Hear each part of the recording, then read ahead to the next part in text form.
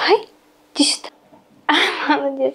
Я тут выкладывала видео, в котором говорила о том, что у меня был какой-то творческий кризис вязальный. А потом как-то желание вновь возникло, и оно вылилось в собачьем гардеробе. Я связала собаке несколько кофт, жилеток. Во-первых, это был интересный опыт, потому что я давно хотела такое попробовать, и у меня не было собаки до этого момента, и я не могла найти, скажем так, каких-то добровольцев, с которыми я могла бы мерить постоянно. А потом, когда я уже навязала несколько кофт, мне захотелось пойти дальше и придумать что-то свое. Приготовьтесь офигеть. Импульсивная покупка пряжи. Я не знаю, как я выбирала цвет и что я хотела в этот момент связать. Это просто нечто. Вы цвет видите? Какой он неоновый. Вырви глаз. Я не придумала ничего лучше, чем связать из такой пряжи, из такого цвета кофту своей собаки. Я, в общем, создала некоторую в своей голове картинку и попробую ее реализовать. Вот не такой небольшой гардероб у моей собаки уже есть. Это то, что я связала за последние пару месяцев. Есть еще другая жилетка. А вот, кстати, вот она. Первая жилетка, которую я связала своей собаке крючком. Спицами у меня было. Спицами у меня вот кофта была связана. Цвет у нее очень такой бледно-зеленый, тут с белыми ниточками еще чуть-чуть. Она не очень удачная, кстати. Эта кофта, она самая первая, которую я связала. Именно в местах, вот где подмышечные впадины, скажем так, да, у человека, ну и у собаки, подмышки, ей там некомфортно, потому что вот это место было маленьким, точнее коротким. Поэтому я связала, но она ее не носила. А так вообще вот это у меня была первая скоростная работа. Она, причем еще, знаете, она у меня на пуговицах. Вот тут пуговицы такие. И здесь есть также дырочка, но она, правда, большая. Это дырочка для того, чтобы продеть поводок. Вот, это была первая скоростная работа, потому что я вязала очень быстро. У меня был всего лишь, может быть, 2-3 часа перед прогулкой, потому что было очень холодно. Оливка еще была щенком, так зовут мою собаку. А те кофты, которые я, например, могла заказать там с каких-нибудь китайских сайтов, они не подходили, небольшие были. Вот у нас еще такой есть лот. Это просто обычным регланом связана футболка собаки. Есть еще такой прекрасный экземпляр, смешной, крючком связана жилетка. Я плюсом на самом деле еще решила, почему связать вот из такой неоновой пряжи. Боже мой, смотрите, как она в экране, я не знаю, как у вас глаза не режет. Будет вечеринка в стиле Хэллоуин для собак, такой дог-фестиваль. Я решила, что могу связать, как бы убить двух зайцев одним выстрелом, как говорится, и связать ей вот такую яркую кофту новую в гардероб, чтобы ее не терять где-то в лесу. А во-вторых, она вот такого супер классного, смачного оранжевого цвета, это будет супер яркая тыква. Она затмит всех. Я в этом видео не буду давать мастер-класс, я буду просто рассказывать о том, как я вяжу, потому что я еще не знаю, получится ли у меня, но если получится, будет классно. И я смогу в целом потом записать, наверное, какой-то мастер-класс даже с расчетами на вашу собаку, на любую пряжу. И будет, мне кажется, интересно вообще эксперимент, получится ли у меня сделать то, что у меня в моей голове уже в целом как бы сформировалась. Какую кофту я вообще хочу? Я хочу кофту ей сделать такую, совместить, в общем, жилетку, которую надевают через голову, с кофтой на пуговицах. Я не видела подобных мастер-классов и не видела подобных особо одежек, чтобы вот сейчас купить, потому что везде либо жилетки или кофты, которые сразу как водолазкой надеваются, либо же есть такие кофты на пуговицах, но почему-то пуговицы спереди. А мне кажется, что это настолько неудобно именно в моменте, когда ты одеваешь собаку и надеваешь этот свитер на собаку, потому что она же не может лапы вот так в сторону сделать. Не может. Ей неудобно. И, конечно же, проще сделать это вот так вот снизу, сверху вот так вот замком, либо пуговицами застегнуть, и все, и иди гуляй. Поэтому я решилась на такой эксперимент. Начинала я, естественно, с маленьких образцов. Я никогда не делаю большие образцы. Вот это уже правильный образец. Я его вязала вот 3-м размером спиц. И здесь у меня 10 петель. А здесь у меня 20 петель, и я вязала 4 размером спиц. И здесь, короче, видно, что оно такое немножко рыхлое. И мне, короче, не понравился этот вариант. И я решила, ну ладно, будем 3 размером спиц. Хотя я вообще не люблю вязать тонкими спицами. Для своей собаки можно и потерпеть. Обычно вяжут образец, его стирают, сушат. Но, во-первых, у меня 100% акрил, и обычно акрил, он не дает каких-то изменений в размере после стирки, если стирать нормально, не при 90, наверное, градусах. И, соответственно, мне очень важно было ориентироваться именно на петли в ширине, чем в длину. По длине я всегда ориентируюсь на сантиметр, а не на количество рядов даже. Поэтому я связала образец. У меня он здесь вышел, то есть 10 петель, и я замерила, они у меня вышли вот в 4-3 сантиметра. И, соответственно, я сразу определила, сколько у меня сантиметров, точнее петель в 1 сантиметре. Это 10 поделить на 4,3, и у меня вышло как раз таки 2,32. И обхват шеи, например, я, во-первых, не поверху, то есть не самая узкая часть шеи, это важно, чтобы собаке здесь ничего не давило. Чаще всего нужно просто ближе делать, знаете, вот у них тут выпирает косточка, чуть ближе к грудке, и делать по самой широкой части. И плюс учитывайте всегда шерсть, то есть объем шерсти. Если это, например, пудель, они достаточно такие пушистенькие, или, например, тот же шпиц чаще всего, да, такое делают. Не надо делать супер близко к телу, скажем так, потому что иначе будет очень смешно. У вас прилизанный будет шпиц в шее и торчать вот это вот, не знаю, 7-сантиметровая или 10-сантиметровая шерсть. Я засчитала, у меня вообще где-то 23 сантиметра, но я добавляю немножечко. Я делаю шире, я сразу всегда при замерах ставлю пальчик, чтобы моей собаке было чуть свободнее, чтобы не вязать ей в облипку. И, короче, я взяла 25 сантиметров. И по итогу у меня вышло 57,5. Соответственно, в таких случаях чаще всего нужно доводить округлять до 58.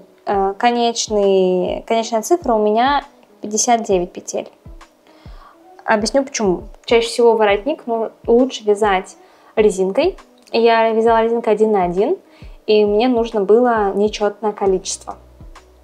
Чтобы, например, если я начала с лицевой, то у меня лицевой заканчивалось, или наоборот.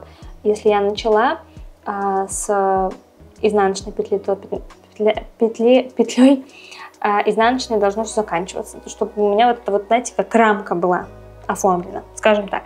В общем, 59.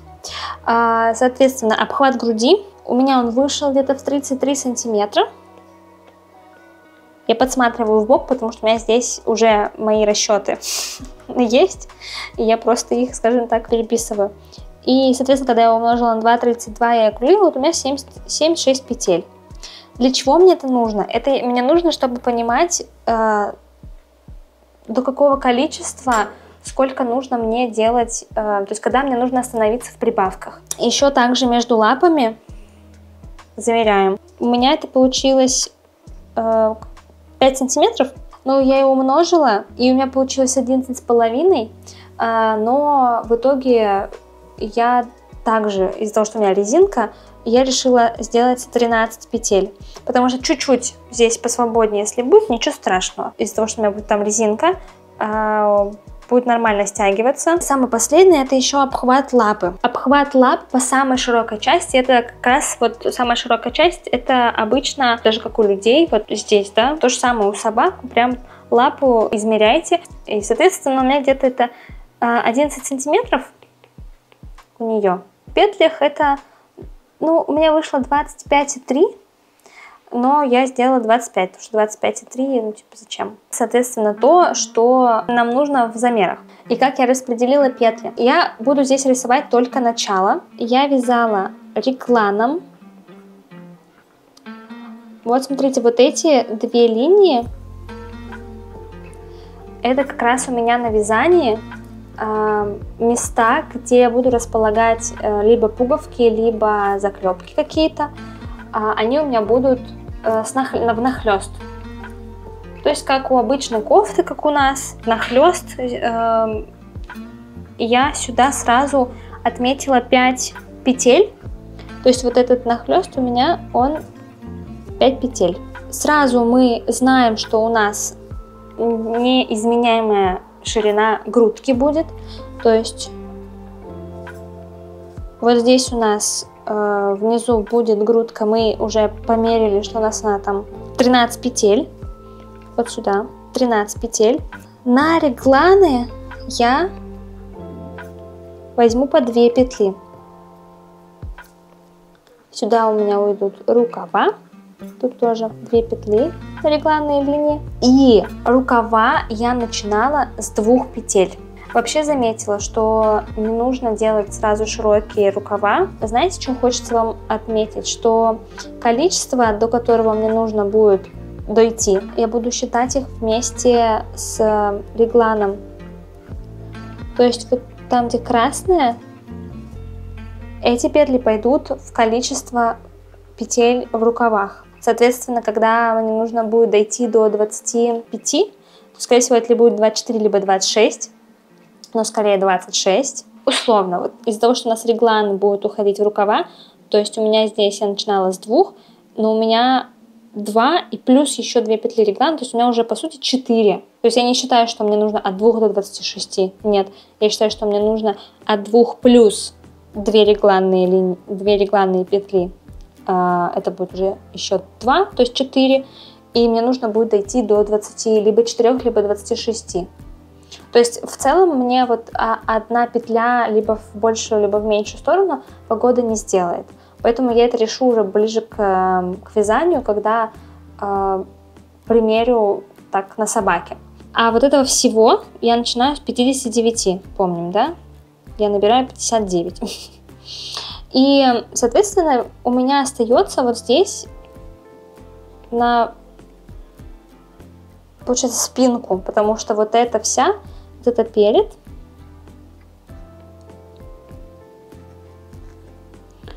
а здесь у меня спинка.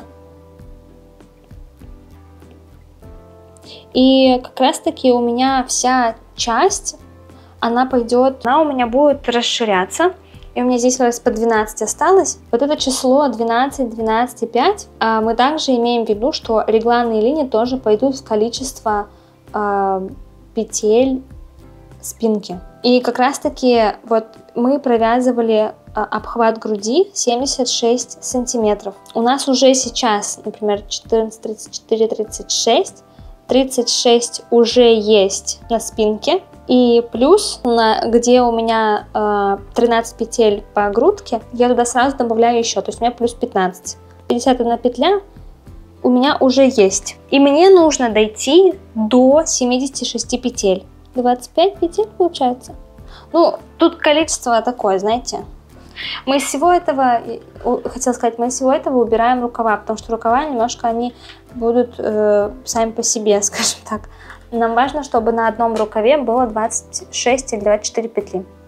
С учетом петлей регланных. А здесь у нас 25 петель. Надо добавить. А за один раз мы добавляем, то есть за один ряд лицевой мы будем добавлять 1, 2, 3, 4. То есть по сути где-то 6 рядов надо. То есть нам нужно разделить на 4. Где-то 6 раз. То есть 6, ну потому что я здесь взяла не 25, а 24 петли, да. Получается 6 раз или 6 лицевых рядов с прибавками нам нужно связать. Но учитывая, что мы поворотными рядами будем вязать, это получается у нас 12 рядов.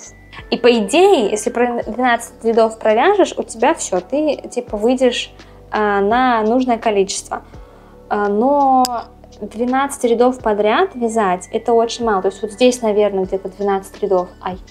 Где-то здесь сейчас 12 рядов после резинки. Я пересчитаю. И если, например, у меня уже здесь все совпадает по прибавкам, и мне нужно остановиться, я остановлюсь и буду просто вязать поворотными рядами без прибавок, просто вязать буду до той длины, когда мне нужно будет уже соединять тело. Я надеюсь, вы что-то поняли, возможно, ничего не поняли, но это не важно. Самое главное начать с 59 петель, в моем случае я набрала 59 петель, а с каждой стороны 5 петель я провязывала платочной вязкой, гладью, а остальные это у меня резинка.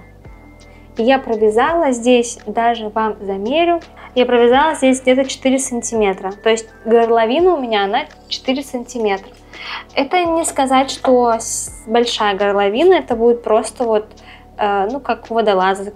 Вот как у меня тут на футболке. Просто вот такая вот небольшая горловина. Такая же будет у собаки. Прибавки я делала на всех, получается, сторонах, кроме переда. Вот здесь ничего меняться не будет. Вот это как провязывается, так и провязывается. 13 петель, здесь резинка, а резинка 1 на 1, и вообще ничего не меняется. А вот здесь как раз будут прибавки. И будет сначала 12, потом, когда будете прибавлять, станет здесь 14, потом станет здесь 16. И рукава, их будет 4, потом 6 и так далее. И не меняется вот как раз таки вот это вот краю, пока что не меняется, по 5 петель. Мы делаем прибавки после платочной вязки и перед платочной вязкой в конце. Вообще, конечно, прикольно, если вы напишите, было ли что-то вам понятно или нет, потому что это не для новичков, но как есть. Вот я вяжу вот такое вот полусолнышко, как раз у меня вот здесь, вот сейчас даже покажу. Вот эти две части, это у меня как раз будет спинка. Здесь у меня идут рукава. И вот здесь у меня идет резиночкой, не знаю даже будет ли видно. Здесь резиночка, это будет грудка. Делала прибавки в каждом лицевом ряду, но быстро поняла, что слишком быстро я дойду до нужных количеств петель. Но при этом у меня сама высота изделия будет очень маленькая, потому что нить не супер тонкая, но из-за того, что я вяжу на спицах номер 3, достаточно плотненько все получается, и поэтому я решила делать прибавки все какое-то время через ряд лицевых. Думаю, что тютелька в тютельку должно быть все.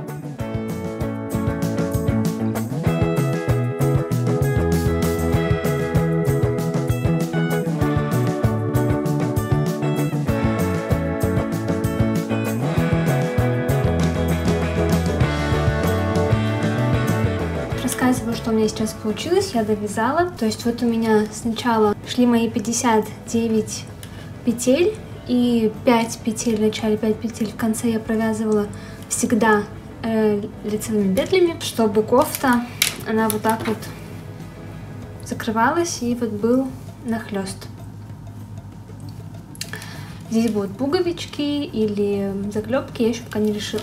Вот у нас идут рукава, вот у нас идет грудка. Здесь такая резинка, она будет примерно вот так вот всегда, наверное. И здесь идет у нас как раз таки спинка. Я сейчас уже провязала еще также вырезы для шлейки, потому что хочу носить шлейку под кофтой. Для этого я не мерила на собаке, я примерно взяла вот шлейку, и она, по сути, шлейка у меня должна быть, она примерно идет вот вот здесь как бы на плечах, можно сказать, на ключицах, рядом с шеей, то есть здесь вот воротник. Мы его не затрагиваем. В целом можно по нижней части отмерять. Я примерно так отмерила. И вот у меня как раз примерно на этом расстоянии у меня идет вот дырочка с одной стороны. Здесь дырочка с другой стороны. Это будет вот так вот складываться. И уже на собаке я вот так вот просто потом буду вытаскивать вот таким образом. И здесь у меня закроется. Скорее всего, будут какие-нибудь кнопки. По мне, пока достаточно удобно выглядит. Посмотрим, как это будет в реальности. И здесь также я провязала, у меня длина получилась, которая мне нужна. Я замеряла вот от ключицы до подмышечной впадины по груди. У меня там, по-моему, 12, 11 или 12 сантиметров. Вот, соответственно, у меня вот здесь, 12 точно есть. Поэтому я сейчас буду просто провязывать в круг. То есть я уже почти начала.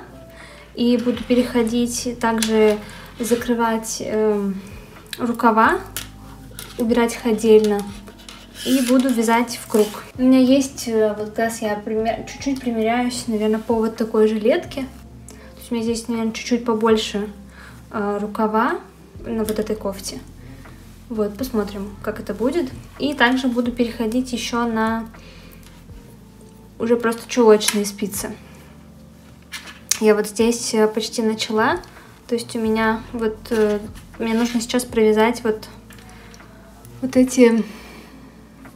этот нахлёст, скажем так, чтобы у меня вот он был вот как у меня на жилетке вот здесь. Для удобства.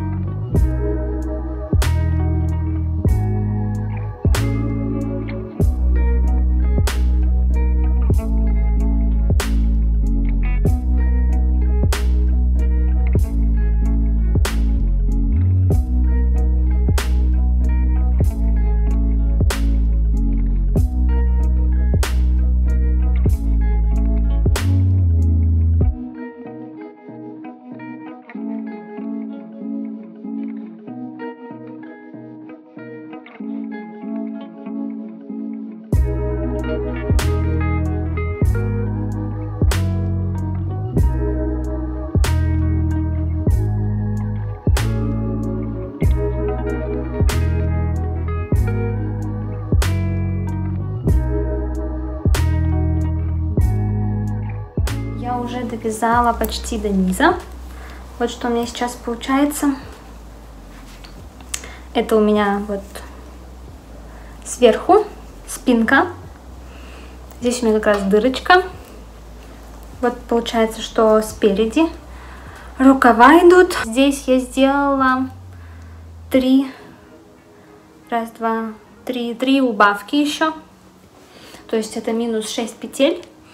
Вот, так, на всякий случай, чтобы сильно не болтыхалась. Вот такая вот пока красота получается. И я здесь как раз довязала, сейчас у меня вот здесь 9 сантиметров. И как раз таки я сейчас начну провязывать спинку, то есть уменьшать ряды. И 9 сантиметров это как раз без учета резинки. То есть резинка еще будет где-то, наверное, 3 сантиметра. Да, где-то 3 сантиметра. То есть у меня вот, да, если по розовой судить. Хотя, по сути, можно даже и сделать больше. Здесь как раз нужно учитывать размер. Вот здесь у меня как раз 9 сантиметров. И плюс 3 сантиметра резинка. И как раз получается 12. Я сейчас проверю свои замеры, потому что я сейчас, конечно, иногда примеряюсь на эту жилетку, но помню, что она немножко выше ей до пузика. Думаю даже, что я провяжу еще, может быть, сантиметр. Помните, я говорила про такой замер, как ширина шага от передней лапы, от подмышки передней лапы до конца задней лапы. Там как раз 12 сантиметров. Вот по сути, вот они как раз и есть. 12 сантиметров. Я еще, может быть, ряд или 2 провяжу и буду делать резинку. Я буду также здесь, получается, уменьшать, как вот здесь. Тут у меня будут идти поворотными рядами. В каждом лицевом я буду уменьшать. То есть делать убавку. И потом, как дойду до спинки, то есть спинка может быть вообще любой, в плане того, что ее можно прям, не знаю, сделать, скажем так, остроносой. Но я буду так, скорее всего, опять же на глаз, без каких-либо подсчетов, либо же буду смотреть по сантиметрам вот здесь, то есть спинка, по замерам, которые я делала на собаке, то есть по спинке, сколько у меня должно быть, я буду по сантиметрам смотреть. Здесь у меня на розовый На розовый у меня 25, но 25 это с учетом резинки. Где-то 22 сантиметра без резинки. Сейчас у меня 17 сантиметров, вот я померила, без учета горловины. То есть горловину здесь мы не учитываем. Зашла в магазин, купила клепки. Решила, что не буду делать пуговицы, но и для пуговиц я не делала дырочки. Будут вот такие у меня клепки. Что еще падает?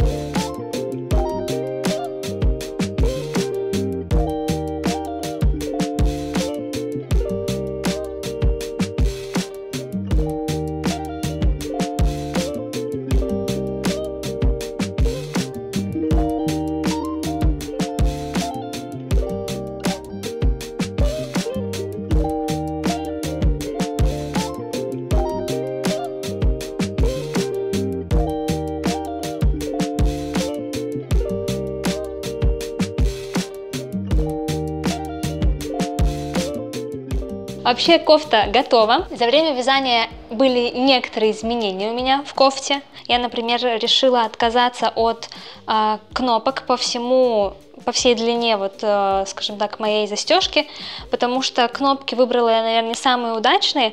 Вспомнила, что у меня есть такие крючки, как вот такие бельевые, возможно, и я решила их сюда пришить. И я сделала кое-что еще. Это будет временным таким моментом, так как у нас буквально вот уже через пару дней состоится Dogfest, и этот собачий фестиваль, он будет такой костюмированный, потому что это будет все приурочено к Хэллоуину, и там будет некоторый такой конкурс костюмов.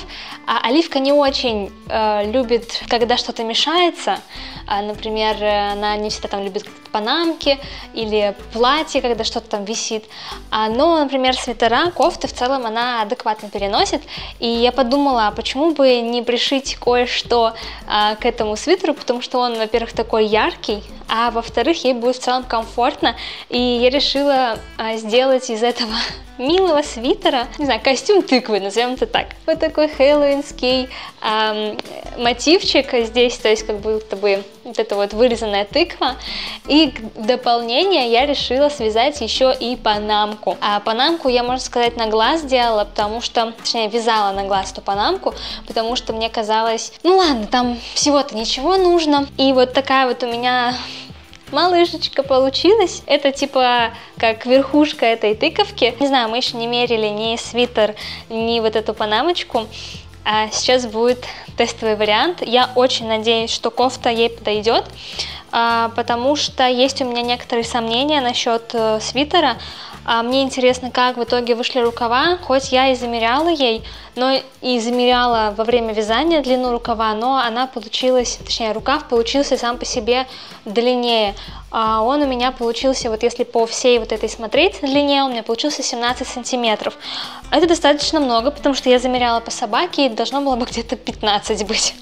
Но из-за того, что можно подогнуть, я думаю, что это не такая большая проблема. Вторым моментом, который мне, возможно, не нравится, скорее так, он мне уже не очень нравится, и я только надеюсь, что Оливке не будет доставлять это какого-то сильного дискомфорта, это рукава, то есть как провязывалось это место под подмышкой. Я только вот буквально сегодня-вчера подумала, то есть это уже после того, как я закончила этот свитер где-то дня 2 назад, и я подумала, что на самом деле надо было чуть-чуть по-другому связать вот этот момент подмышечный, потому что я пересмотрела несколько каких-то картинок именно с вообще, в принципе, собачьим гардеробом, неважно, это связанный вручную или сшитый, и подумала, что на самом деле нужно было не сразу соединять полностью вязание в круг, а дополнительно делать еще петли для рукава, несмотря на то, что я, скажем так, делала как вот себе водолазку в облипочку, но именно за счет того, что здесь подмышкой сразу стягивается, мне кажется, может быть некомфортно. И я вот как раз об этом подумала, что, наверное, мой самый первый костюм, точнее не костюм, а свитер, который я ей связала, он, скорее всего, как раз-таки был Наверное, по этой причине ей не очень комфортен. Ну, посмотрим, что из этого выйдет. Оливочки, давай вставай, пойдем мерять. Иди, моя красоточка. Давай, Лив, забирайся сюда. Ай, молодец. Мы также будем мерить сразу эту кофту со шлейкой, потому что мне хочется посмотреть, как это будет выглядеть с шлейкой, так как, вы помните, я делала здесь отверстие. Поэтому у нас есть такая же, достаточно яркая. Кстати, я думала, что у нас шлейка очень яркая, но на фоне этой кофты она очень кажется блеклой. Давай, носик. Ай, молодец. Умница. Конечно, лучше подгибать, наверное, рукава, чтобы они побольше зашли. И, наверное, в облипку это не всегда лучшая идея, потому что нужно просовывать туда руку, чтобы собака залезла, скажем так. Давай, Ливкин. Попытка номер 2 сразу. Оп, молодец. Давай первую лапку подгибай. Давай, давай. Вот умница. Лапку вытаскивай. Умница. Давай вторую. Тебе надо было сесть, Оливочка. Давай вторую. Молодец. Нет, не попали. Давай. Ай, молодец. Молодец. Умница. Так. Умница. Смотри, моя девочка сладкая. Давай. Поправляем тебе здесь все. И застегиваем. Сначала мы вытаскиваем. Возможно, тебе некомфортно, скажи мне, жарко. Застегиваем шею. Молодец. И продеваем крючки. Умница. Давай, садись. Ай, молодец, Олива. Рукава у нас действительно получились большие. Они ей длинноваты, поэтому мы заворачиваем сразу. В целом, могу сказать, что плюс-минус неплохо выглядит. Единственное, что не совсем хорошо совпало, это именно вот эта дырочка для шлейки. То есть она оказалась намного выше шлейка, чем сама дырочка на кофте. Либо, давай, смотри. Да, молодец. Умница, спасибо, модельчика моя. Соответственно, я вот сейчас понимаю, что нужно мерить не по изделию, исключая длину вот ворота, а наоборот именно с воротом. В любом случае я могу носить просто тогда поверх эту шлейку, у нас плюс она оранжевая такая же. Потому что если я буду эту дырочку продевать там, где она должна быть, она у меня будет чуть-чуть собирать кофту наверху. Видите, она вот здесь собирается. То есть ей вот здесь, возможно, будет неудобно. У нас есть поводок тоже оранжевый. Все. Ну и самое милое на сегодня. Опа, молодец. Узкие. Где мой пирожочек? Я сделала шапку плоской, и она немножко ей может быть некомфортна, но она очень милая.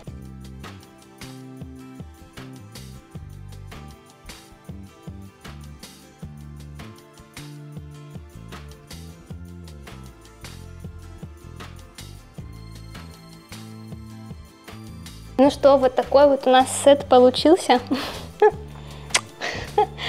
Как вам и такая идея? Напишите в комментариях, как вы думаете, удобно ли моей собаке или нет. И напишите, нужен ли какой-то мастер-класс или какое-то описание. Постараюсь его сделать, если это интересно и актуально. И включу туда все моменты, на которых я немножко здесь ошиблась. Возможно, будет намного лучше и понятнее в следующий раз. Подписывайтесь на канал. Ставьте лайки этому видео и, конечно же, давайте что-нибудь обсуждать в комментариях. Пока-пока! Иди ко мне. В тебя бес вселился, что ли?